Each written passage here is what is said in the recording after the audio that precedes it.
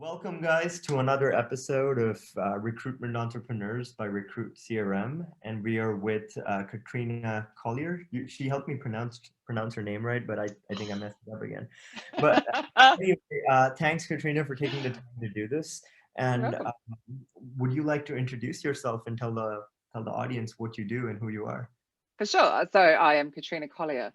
Collie, like the dog with an R. Yeah. It's really easy. Anyway, it's amazing how people pronounce it, so I wouldn't worry. And it's my married name, even though I'm divorced. Yeah. Anyway, whatever. You needn't know any of that. More importantly, I am the author of this amazing book called The Robot Proof Recruiter, which I can never show properly when I have the background on. That's good. Which I generously donated my royalties to charity for, so I plug it quite a lot. Hang on, there we go, without getting London in it. Brilliant. And we And do a link at the bottom of the yeah. you can- 74 of your industry peers helped me write this book as well. So I do that. I spend a lot of time facilitating with HR, talent acquisition, and hiring managers to get everybody talking properly and treating people better. And I run an amazing mastermind off the back of the book as well, where I really go into the human side of recruitment. And you sign up and you join monthly, and you get to be mentored by me over 12 months to really become like a super recruiter.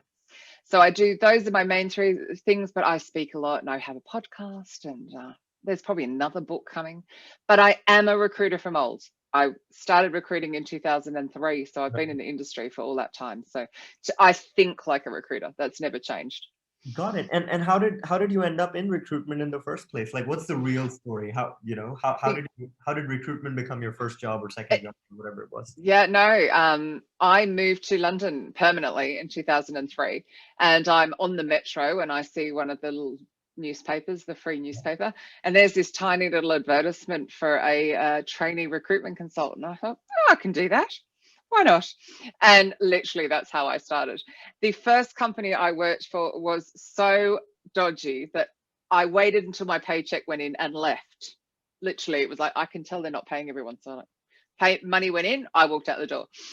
And Wow. then that then led to another agency that wasn't quite the right fit. And then I went to Spring Technology and I spent 5 years at that company. And when I started, they were incredibly professional. Everything was done properly. You properly partnered with your clients. And I really got an amazing base from the three, I mean, I would say three people in particular who really mentored me and trained me properly. Awesome. So that's how I ended up in it. And then when the recession hit, it was like, as in the last one, not the current one. Now we're in another one thanks to the pandemic. It was, wow, I'm going to go out and I'm going to start teaching social recruiting. So that's sort of what happened until I got asked to write the book, and then I stopped and did that, and then I switched to facilitation. So I've sort of just grown and evolved and changed. And Katrina, to go into this, like your Mm, current client base, the people you coach and teach, mhm. right? Is Yeah. coaching and teaching the main business that you have or the main way you earn your living? Uh, Um, Speaking, facilitating, and then the mastermind. And of course, I donated my royalties, so I don't get income from that. That would be the main way. I was running an event called Disrupt HR London, but of course, pandemic, no events in person, so that's gone. But yeah, they're my main ways. And what I love about the facilitation is it's really unearthing the problems with recruitment. yeah. So it's getting companies to treat people right. I'm really on this mission to get all of the people that recruit people to treat people right. So it doesn't matter whether they're staffing or in-house recruiters, them plus HR plus the hiring manager. But who do you spend most? That's what I do. Like, are most of your clients from the staffing side? Are they from the in-house Mm-mm. side? They're a real mix. So with the mastermind, which I run, which is monthly, that's mixed agency and in-house. Okay. And then the facilitation it's in-house because that's where the problems are. Okay. And So, what so sort for of example, one of your clients might have a customer who has really bad reputation, yeah. and I can go in and just like in an hour and a half. Actually, don't we can do it online. Doesn't even have to be in person. We can uncover what the problems are and actually brainstorm some solutions. It's a design thinking process. It is brilliant. So So that essentially, would it be right to call you like a management consultant that specializes in no candidate experiences? No? How would you describe yourself if you had to describe yourself? facilitator. I call myself an author, speaker, and facilitator. To me, a management consultant would stay and fix the problems. I want to inspire people to realize there are problems, realize what they are and some ideas of solutions, which is what this design thinking session does. But then it's okay, pull in the people who will help you fix it. I'm very good at inspiring change. That's just, I've worked it out. It's taken me many years, but that's what I'm good at. So get the other people to help you fix it. Management consultants probably do the same thing, right? Most of them, McKinsey doesn't really stay back to execute unless you move them to McKinsey's execution team, which is like a completely. I don't feel like that's what I'm like, but I don't know. I'd have to do some research. And so it sounds too posh. I don't want to call myself that. It sounds like I should wear a suit all day and polish shoes. I get it. It is consultants have a bad rep, right? But no, I know. I wasn't even thinking that. I was just thinking it sounds like I should be very formally attired, and you know.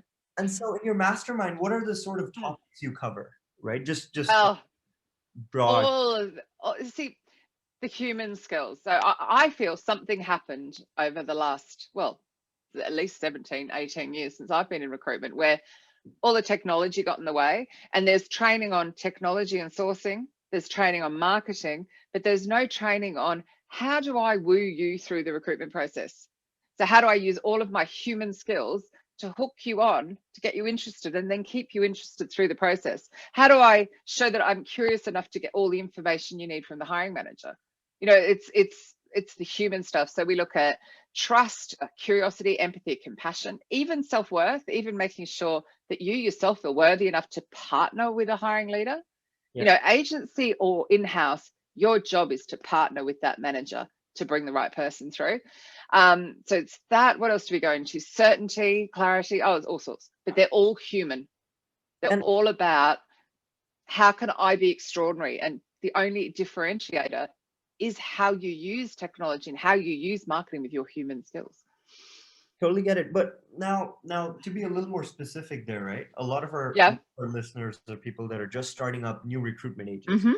And it's a 1 or 2 person team that is, you know, no real advantage. They don't have this niche brand. They don't have. Sure, they do. There are a couple people that are just starting out. And what would be your advice to them on both ends, right? Like how to find and partner with the right clients, and how to get people to take a bet on you.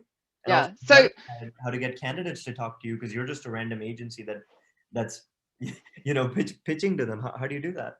Well, I mean, I will actually, I'm a 1-person company. You know, I do have a virtual assistant, but I'm a 1-person company, and it comes down to me, right? People buy from me. They like me or they don't like me. I'm Vegemite, Marmite if you're here in the UK, right? You like me or you don't, and that's fine. As soon as you realize as an agency, be 100% yourself, be genuinely caring that you want the best for your candidates and your clients, the right people will start to come towards you anyway, because you'll just be being yourself. You'll be paying it forward, adding value. People want to work with you. So it's just, that's a huge start. I would probably start candidate side. So if I was to go back and do it again, I would pick a niche technology and I would become known, liked, and trusted by all the people in that technology. So they then started going, hey, guess what? Sean's got a role. You know, you want to talk to him. So I would start there, but you want to be curious, empathetic, particularly at this time.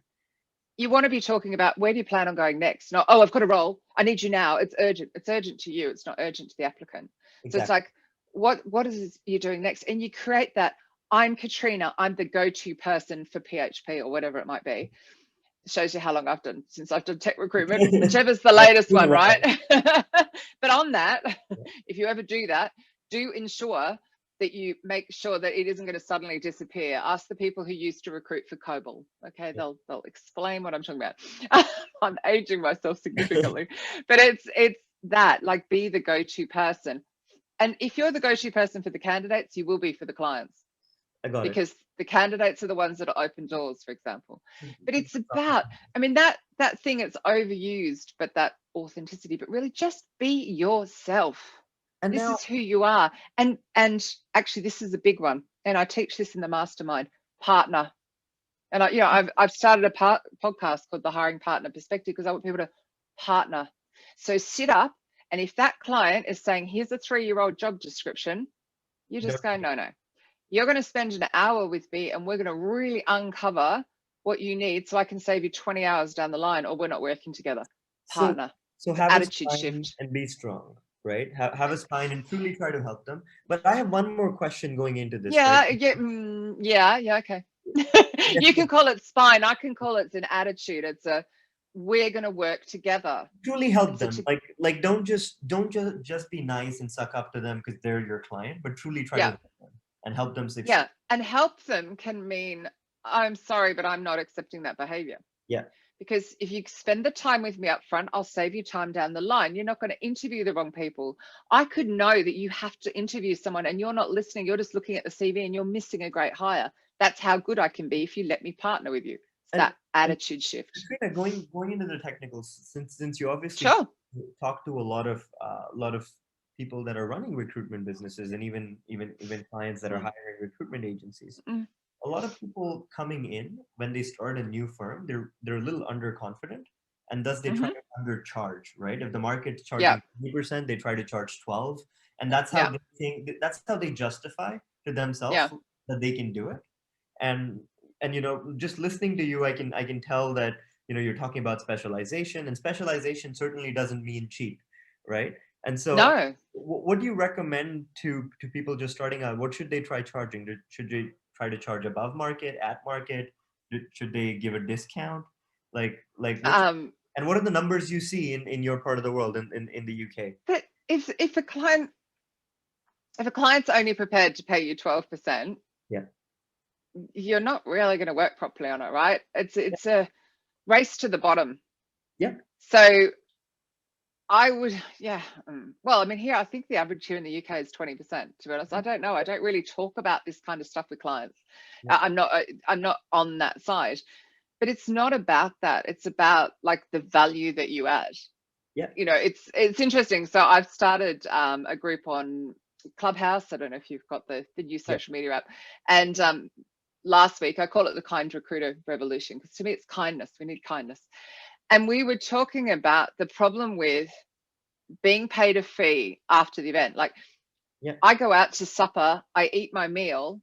Then I just say, oh, well, actually, I didn't like it very much, so I'm only giving you 20%, or I'm not going to pay for the whole. Like, come on, no industry accepts what we do. And actually, if you could get your clients to go, here's 30% up front, or even 20% up front, we're going to work together. I will give you all my time, but we're going to agree a fee up front. But that's incredible. Attitude will shift on, wow, I'm paying for a quality service here, and we're going to work together on this. And do you know what? If you know nothing about that role, it doesn't matter. Your job is to ask questions. So if it's the first time you've ever recruited that role, you ask questions. Tell me about the team. What's the project? Actually, chapter 5 of this book goes into it so much about what to ask. Going back into it, right? Like if you're just starting out and you're just a 1 or 2 person firm and you've never worked with a client before, in today's market, they're not going to give you a retainer unless you work with them. Why not? Because there's other people in the market. You've decided that they won't. I promise you, I was told this. When you start your business, you will be told, oh, people don't do that. Everyone gives you their people won't. I have always been paid up front. Occasionally I'm paid on 30 days, but I am paid up front because I ask for it. You want to work with me? This is how we work. The reason you're going to work with me this way is I'm going to dedicate my time 100% to you. I will drop off all my other clients to work with you and to partner with you and to save you all this time and add all this value, because you've got this project to deliver, and I'm going to get the right person in to help you deliver that project. It's a confidence thing. Ignore people who tell you that it can't be done that way. It can be done whatever way you decide. Sean, I'm so sure somebody said to you, you can't run a business. You've no idea what you're doing. And look at you now. Yeah. People love to say. Yeah. So be confident and ask for what you're worth up front, right? Even if you're new, and if you're new, start reading. Read books, read articles, ask the candidates, learn. You have to be a sponge. Learn. Put yourself out there. Get on Twitter and listen. Get on Clubhouse if you're lucky enough to be on an iPhone. It's a bit snobby, isn't it? But listen to the conversations that are going. Don't speak. Listen and learn. And then you can go back with a question that's like you've already learned something to ask a great question. And now a couple quick ones, right? Sure. Because you've already worked with tons and tons of recruitment agencies again, what do you think a lot of people screw up, but it's something that's so basic that you think they can just get right if they just understand that they're screwing up? Two things. Yes. Your job is only urgent to you, so stop putting urgent in the subject line of any messaging that you're sending. Yeah. The candidate doesn't care that your job needs to be filled yesterday, truly. Again, messaging actually, 80% reduction in response rate if you write, I came across your profile on LinkedIn. 80% reduction in response rate. This is the kind of stuff I unearthed writing this. Oh, it's upside down. Yeah. The links, honestly, the links below. The royalties are to charity. I keep saying this. Yeah, it's incredible. But it's packed full of the real nitty gritty stuff. Okay. That you can like get your hands on. But that's immediately. And start with the word you, right? Like advertising. You listen to advertising, you'll get in your new car and you'll notice the new car smell and you'll love the feel of it. And you're like going, yeah, whatever. But your background has caught my attention because of blah, blah, blah. The second you do that, they know you've actually read their profile. You'll stand out from every other recruiter. And so, Katrina, this is something that you said people should reduce that they're currently doing, and that obviously makes sense. And what do you think it is something that people probably don't do enough of, right? That they do a little bit, but they don't do enough of? Adding value. So I talk about truly. I talk about so Mark Hopkins. Yeah. I mentioned him in the Robot Proof Recruiter. He is a one-person company over here. He does engineering recruiting. A really tough time to be in England doing engineering recruiting at the current time. Bless him. But what he'll do is he'll have had a whole ton of questions from engineers. So he'll create a video to put on LinkedIn, and then he'll put the blooper reel out so we'll get to laugh at him, like making all his mistakes. But he's always adding value.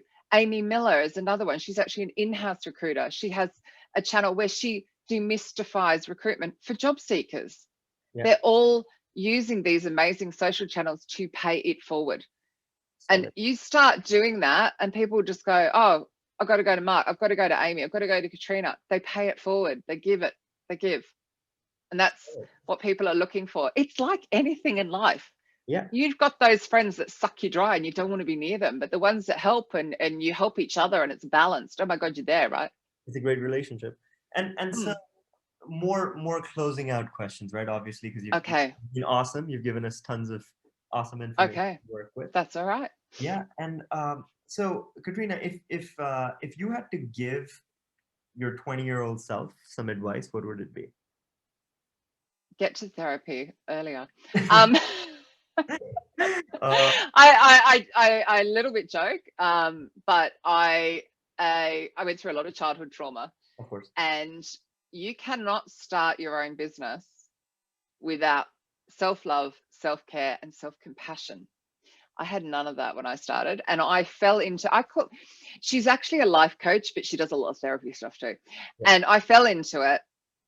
And let go of all of the stuff, all the layers of murk went, all the healing that needed to be done was done while I was growing my business. Imagine if I'd done that in my 20s and then launched my business in my 30s. Wow, sky would be the limit. So if you are running your own business and you have trauma that you need to overcome, go overcome it. It is, we have never had as much access to healing as we do now. So it's a strange thing to say, but to run your own business is all consuming because we love it. Brilliant. And if you don't love it, you're doing the wrong thing. and what's one book you would recommend other than your own? I literally have a pile of them. Yeah. One. If you had to pick one, if you had to look at them and be like, this is the one everyone should just read. Because you're all starting your own businesses, The Big Leap, and I always forget his surname. The Big Leap. Big Leap. Yeah, Gay Hendricks. Brilliant. And I'll The Big Leap, and it's all about being in your zone of excellence, and it's all about doing what lights you up. I have this big thing. This will help you with your clients as well. If they're talking to you and you're slumping in your chair, the answer to that client is no. If you're talking to that client and you've sat upright, the answer is yes. Now, your body will tell you without your brain having even thought about it. Because your subconscious is kicking in and go, oh, they're going to be a pain. Or, oh, oh my God, you get to do this and you'll be up bolt right. Go for the work that always makes you sit bolt upright. That's another thing I wish I'd known at 20. There's so many things. It's so long ago. The list is long. Most of us learn by over the years. And so yeah, you do learn by your mistakes, don't you? Final two closing questions. Okay. What else do you have in life right now? Do you have puppies, kids? I have two. Whatever. Well, they're not puppies. I have a 15-and-a-half-year-old chocolate Labrador, which is extraordinary. Yeah, the average age for a chocolate Labrador is 10-and-a-half, and he's 15-and-a-half. He's amazing. And I have a nearly 9-year-old English Springer Spaniel. So the dogs are my outside. During the pandemic, I have learnt to make almond nut butter from scratch. In other words, you put almonds in a blender. And I started baking bread, but in the bread maker as opposed to, the hard way. So I think most of my stuff I do is probably quite work related at the current time because of the pandemic. Life is very small here in London.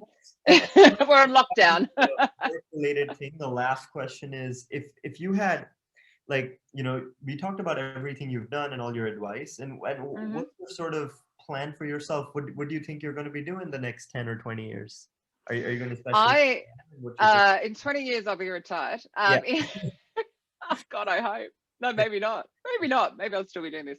I am on a mission. I'm on a mission to get all the people that recruit people to treat people better. I want to inspire 1 million people to do that. So that will be my focus. I will be speaking on all of the stages. I'll be working with hiring leaders. I will be doing whatever it takes to get the people who are in the recruitment process treated properly. We have got our own stories or know of stories of candidates being treated so badly. I want it to stop. So that's what I'm focused on. It literally drives me. I can feel the passion oozing out of my computer screen. And that's awesome. I still hate my keyboard, but I have a feeling there's another book coming as well. That's awesome. And then I hate my keyboard. I hate it. Yes.